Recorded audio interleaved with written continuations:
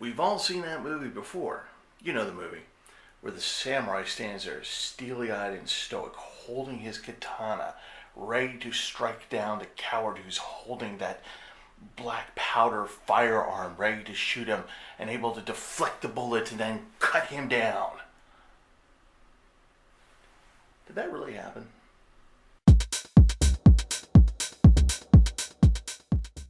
Hello, my name is Steve Gerhardt. This is the Unagi Observer, and as always, thank you for coming.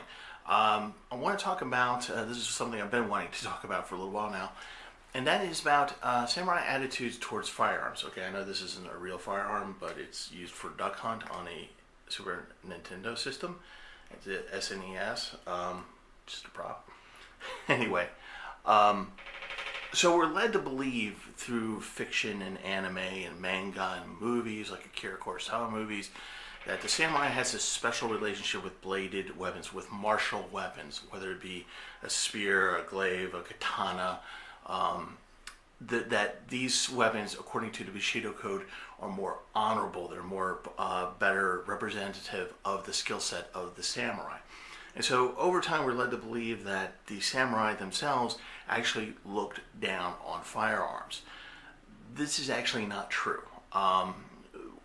Not sure exactly where that myth came from. It just know that it popularized and romanticized the idea of the samurai and the Bushido Code, how they are somehow pure with bladed weapons as opposed to firearms. But here's the real facts of the situation.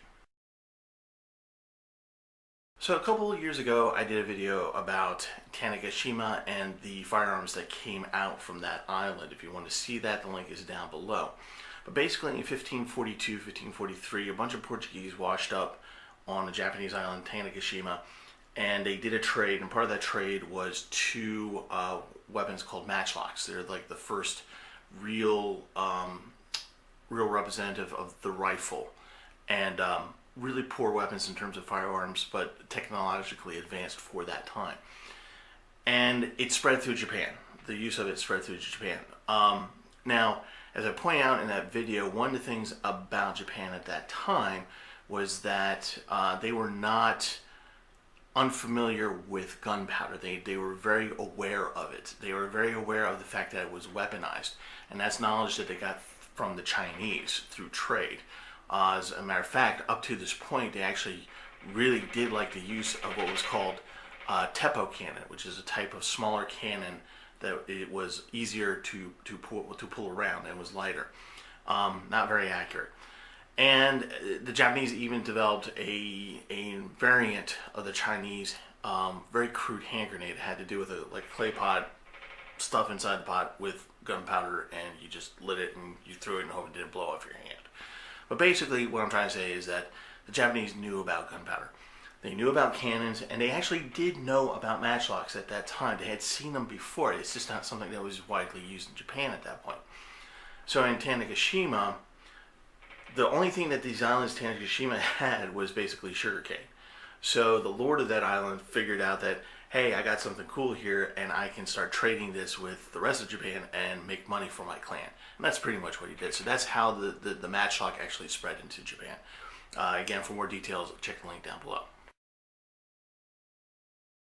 So why wasn't the firearm looked down upon by the samurai? Well, part of it is because of military strategy. There's, when you look in Japanese history, there's one guy that stands out, Oda Nobunaga.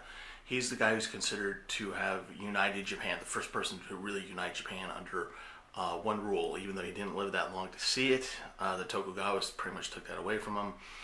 But he's the one who actually went on a military campaign and was able to unify Japan as a result.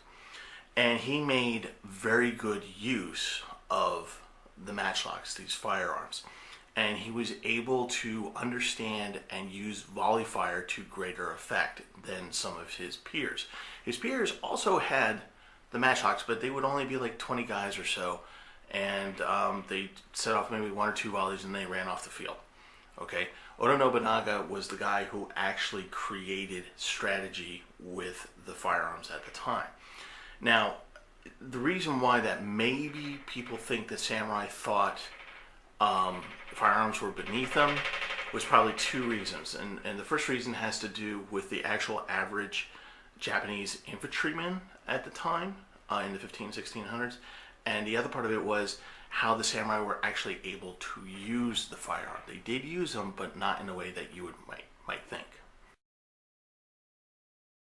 So let's start with the first reason why that maybe we get the myth that samurai look down upon firearms.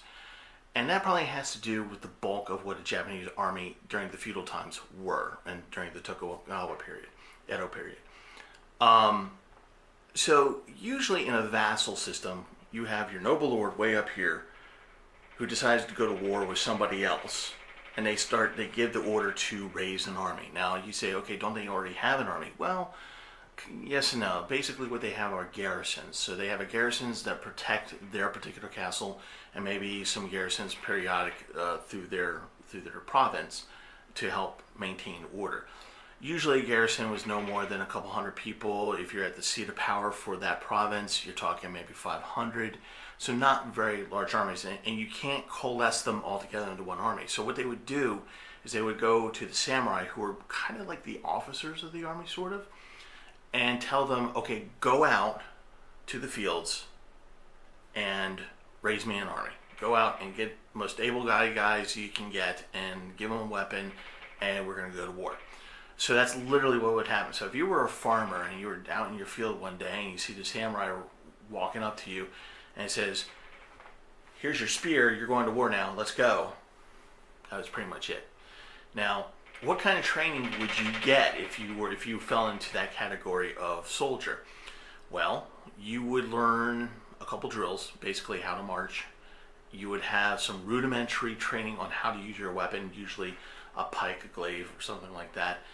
And pretty much that was it. So you were not very well trained. Because of that, you were called the ashigaru. And samurai and a lot of warriors looked down on the ashigaru because they weren't really warriors. They were just some guy that they just gave a weapon to go out and stab another guy who happened to be an ashigaru. And so they weren't really well looked upon. So that would change with the advent of firearm. But at first, they were just kind of really worthless, because all they did was they go out into the field, they wait for the order to charge or to go forward, and then they get stabby with the guy in front of them, and then they just stab each other until they all die, or enough of them die that the samurai feel that they can do a samurai charge, cavalry charge, go through the ashigaru, and fight the real warriors who are the samurai beyond the ashigaru. So really what these poor guys were just saps that were just being stabby towards each other so that other guys could fight each other. I mean, that's literally all it was. So to be an ashigaru was basically a way to die. Yeah, and it kind of sucked. But with the advent of the firearm, that would later change. I'll talk about that later. Here's the second part of why the samurai didn't really look down on the weapon as dishonorable or beneath them or not part of the Bushido code. Part of it is that the samurai were actually very flexible. They had a very similar view of military technology that the Romans did, which was, hey, if it works for me, why don't I use it? Hence the reason why they had cannon. They were able to use cannon so much against each other because they understood its value. And that's a key point. They misunderstood the value of a firearm. So when you're a samurai, what your life is about death. It's about dying a warrior's death and dying with honor. And part of the Bushido code. You serve your lord. And so what that reduces you down to, instead of being a military unit tactician or strategist, what you're really about is just killing someone else that's like you, who is highly trained, highly skilled, highly armed. And so they don't waste their time with the ashigaru, right?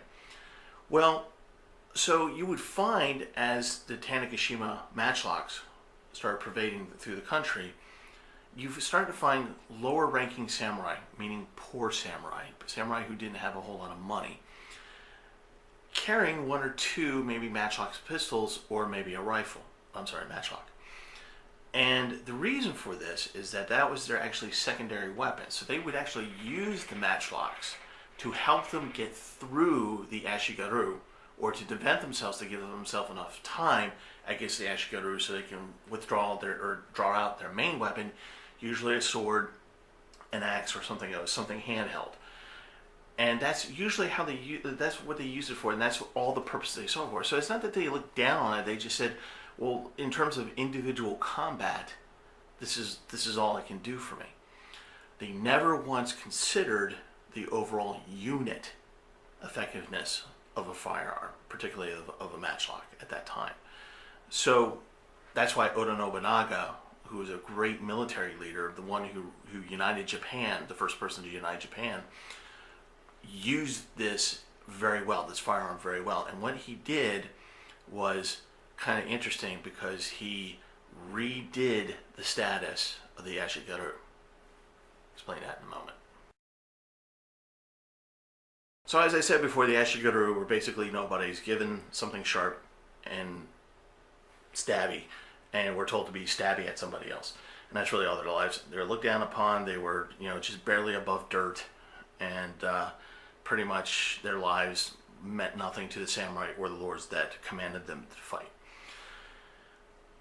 What Oda Nobunaga did was that he understood unit tactics with the firearms. He saw how volleys could work well. He saw how other lords used only those 20 or 30 guys to break up certain types of actions, like charges and things like that. And he said, what if I made these guys more disciplined, and I gave them good quality matchlocks, and what if I trained them really well, and what if I elevated their status, because they're going to be at the front of the battle, because that's where I want them to be. The reason why he realized this was a previous battle where he did a flanking movement, which basically means that he put his rifle, his matchlocks, kind of to the side, and as a charge came out of a castle, they all fired, and at the same time in unison, and almost took out the entire outcoming force in one volley.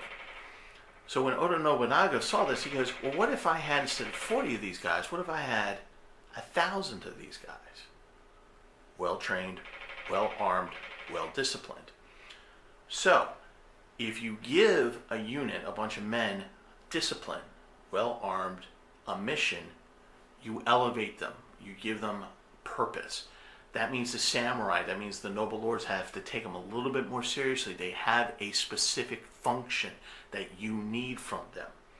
So they would go out into the battlefield and be this large unit of matchlocks, and they would be able to do things like destroy a samurai cavalry charge. Now, why is that important? Well, at the battle of Tanegashima, which is one of Oda Nobunaga's greatest victories, what he did was he had 1,000, some people say 3,000, the more historic accurate number is about 1,000 men trained with the matchlocks, and they set up temporary fortifications. You've probably seen them in movies where it was like kind of like a wooden fence that they could stand behind. And the opposing force came at them with the samurai cavalry charge. It was kind of like the English with their heavy foot cavalry, or the big horses and the huge lances. And they were pretty much unstoppable until this point. So then Oda Nobunaga had his men with the matchlocks do what's called a countermarch. And a countermarch is when you're about anywhere from 5 to 6 men deep. One fires, they withdraw back to load, the second rank comes up, fires, draws back, third load. So it's continuous fire. And as they were doing this, they were taking out samurai left and right out of the saddle, killing their horses, jamming up charges, the whole 9 yards. So for the first 30 minutes of the battle, Oda Nobunaga was taking out almost the entire officer corps or the samurai. Not only did that happen, but the leaders of the opposing force, the actual noble lords, most of them said, screw it, I'm getting on the saddle, I'm leading my charge, we're going to wipe over these guys, and they got killed. And that's attributes to the great victory that Oda Nobunaga got. So it elevated the status of the ashigaru. They have a purpose now, so now you can't look down on them anymore. So where does the myth come from? Well, Then again, you look at the individual combat. The individual combat of the samurai is now not as important. What is important is winning and using unit tactics. The samurai were taken from the front line and reduced to cavalry charges only. So as the Ashigaru become more competent, become better trained, the samurai start to see their role on the battlefield be lessened. So they're no longer leading the charges. They're no longer on the front line. They're no longer taking out the enemy, meaning other samurai. The Ashigaru are more than able to do that. And as some samurai look at it, they realize that they have to get with the times. So you see a lot of lower ranking samurai picking up the matchlock. And at first not understanding that it can be an offensive weapon as well as a defensive weapon, and that's really a unit weapon.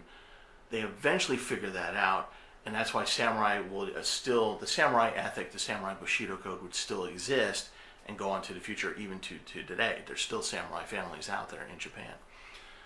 But back then, maybe some of the samurai felt slighted by this. You hear these farmers who suddenly are given a rank and status that they never had before, and that their commanders are relying on them more than they're relying on the samurai. So the samurai become more elite. And as they become more elite, maybe they become more proficient with their chosen weapons. A katana, a glaive, a pike, a bow and arrow, whatever that weapon may be. And so there's this myth of, being an elitist warrior who uses the old style weapon still. And that just translates into an image that the Japanese have of themselves. It's kind of like how Americans kind of look at the Wild West, and we kind of look at ourselves as gunslingers. It's kind of the same idea. It's really a thing of the past, but we like to hold on to that. So I think that's why that we see these in anime and manga and books, fiction, movies, and things like that. The noble samurai warrior and the coward with the firearm. But it's really not that. It's really just about moving on with technology, and that there are some people who just quite simply get left behind. Okay, that's it for today. My name is Steve Gerhardt. This is the Unagi Observer. Thank you again for coming here. I always appreciate it that you guys watch us. If you like this video, please hit the like button. If you want to subscribe, I would love it if you subscribed. Be a subscriber. Please subscribe. And next week, I think we're going to talk about Ultraman and the Cowboy Bebop show coming to Netflix. A little worried about that.